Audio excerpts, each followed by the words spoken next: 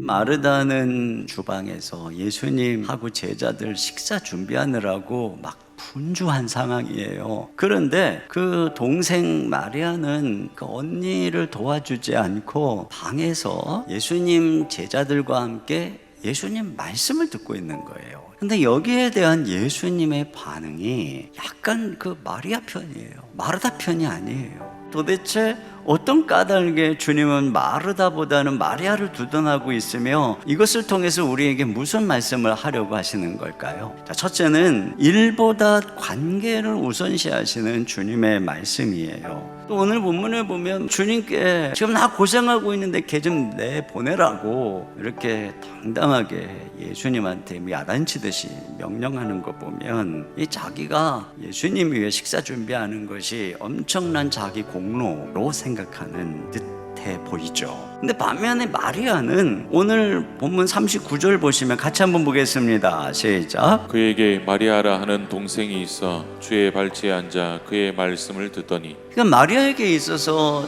중요한 것은 언제나 예수님 말씀을 듣고 그분을 알아가는, 그분을 따라가는, 이것이 마리아의 삶의 중심에 있다는 것을 알 수가 있습니다. 우리 안에는 이 마르다처럼 무엇인가 주님을 위해서 일함으로써 자신의 가치를 입증하려고 하는 성향이 있어요. 동시에 또 우리 안에는 주님 말씀을 듣고 그래서 주님과 이렇게 깊이 교제하는 마르다와 같은 성향도 우리 속에 있습니다. 그런데 오늘 주님께서 42절 하반절에 이렇게 말해요. 마리아는 이 좋은 편을 택하였으니, 나를 위해서 일을 하는 마르다보다는 나와의 관계를 중시하고 내 말씀에 집중하며 나와 함께하는 마르다가 더 좋다, 이렇게 말씀을 하고 있는 것이죠. 그러니까 하나님께서는 우리가 하나님과 대화하고 하나님과 함께 있는 그 자체를 너무나 기뻐하신다는 것을 알 수가 있는 것이죠. 두 번째로는 급한 일보다는 중요한 일을 먼저 하라는 거예요. 오늘 여기 42절 상반절에 이런 말씀이 있어요. 몇 가지만 하든지 혹은 한 가지만으로도 족하니라. 마르다에게 너 한 가지 음식만 해, 이런 의미가 아니라 가장 중요한 한 가지만이 필요해, 이런 말씀을 하신 거예요. 그러면서 뭐라 하시냐면은 마리아는 이 좋은 편을 택했다. 다시 말하면 마리아는 그 중요한 한 가지를 택했다는 거예요. 그게 무엇이냐? 바로 주님과의 교제, 그분의 발치에 앉아서 하나님의 말씀을 듣는 것. 그러나 반면에 너는 많은 일로 분주해서 정말 중요한 한 가지를 놓치고 있어, 이런 말씀을 하고 계시는 거죠. 실제로 이제 이게 시간이 지나면서 마리아의 삶의 열매가 나타나기 시작하는데, 요한복음 12장에 보면은 이 마리아가 향유 옥합을 예수님의 발에 붓는 그 사건이 나와요. 제자들이 야, 그거 300데나리온에 팔아서 가난한 자들에게 나누어줬으면 좋았을 것을 왜 허비하느냐고 하니까 주님께서 하신 말씀이 이 세 번역으로 잘 이해가 되게 번역을 했어요. 그대로 두어라. 그는 나의 장사날에 쓰려고 간직한 것을 쓴 것이다. 지금 이 마리아가 예수님의 죽음을 이해하고 자기의 죄를 위한 주님의 십자가의 사역을 바라보면서 주님께 자기의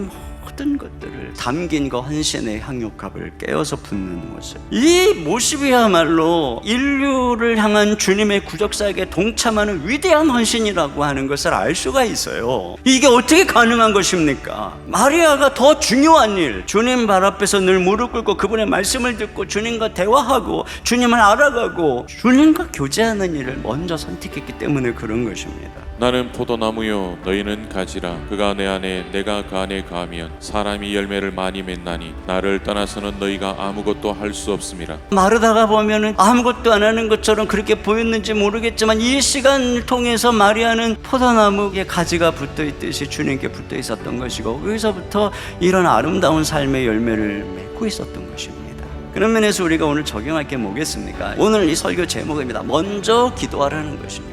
이 기도 시간을 통해서 주님 안에 거하는 거예요. 내가 주님의 음성을 듣고 주님과 교제하는 바로 그 기도 시간 말이에요. 이때 인생의 방향이 잡히는 것이에요. 그리고 이 시간에 하늘의 자원이 흘러 들어오는 것입니다. 그런 우리가 주님의 능력으로 일어나서 일할 때 열매가 맺어지는 거예요. 그러니까 이게 먼저 기도하는 거, 이게 얼마나 중요합니까? 그러므로 마지막으로 오늘 우리의 선택이 인생을 결정한다는 것입니다. 마리아는 이 좋은 편을 택하였으니 빼앗기지 아니하리라 하시니라. 마리아가 어떻게 이런 아름다운 존재가 되었습니까? 끊임없는 선택에 의해서 이렇게 되었다는 것입니다. 오늘 이 마리아가 이 선택하는 게 쉬워 보입니까? 우리가 예수님 앞에 무릎 꿇고 기도하고 그분의 말씀을 들으려 치면 우리 아내 마르다가 이와 같이 소리를 지르는 거예요. 지금 바쁘다, 먼저 급한 일 먼저 해라. 마르다가 나 끊임없이 소리를 지르러 대고 있는데, 이런 상황 속에서 우리가 마리아처럼 한적한 곳에 가서 주님과 교제하고 기도하는 거, 이거 쉽겠냔 말입니다. 근데 주님께서 뭐라 그럽니까? 빼앗기지 아니하리라. 우리가 기도하는 일, 성경을 묵상하는 일, 주님과 깊이 교제하는 일, 이건요, 내가 선택하기 전에는 내 삶에 절대 주어지는 법이 없어요. 내가 하기로 선택해야 되는 것이에요. 이 세상 그 무엇도 어느 것도 나에게 너 주님과 교제해라 이렇게 시간을 주지 않아요. 내가 선택해야 됩니다. 그리고 오직 그 선택만이 가장 중요한 선택이고, 그 선택이 나를 마리아처럼 향기로운 인생으로, 열매 맺는 삶으로 변화시켜 주는 거예요. 이거 하나님께서 우리에게 이런 메시지를 주는 것 같아요. 매일매일 주님과의 친밀한 이 교제의 시간을 회복해라. 바쁜 마르다의 삶에서 조용한 마리아의 삶으로 돌아오라. 그렇게 될 때 너의 삶이 마리아처럼 아름다운 향기로운 인생이 될 것이다. 오늘 주님께서 우리에게 그런 음성을 주시고 있다고 생각합니다. 마리아처럼 주님 발치에서 교제하고 기도하는 그런 은혜가 있기를 주님의 이름으로 축복합니다.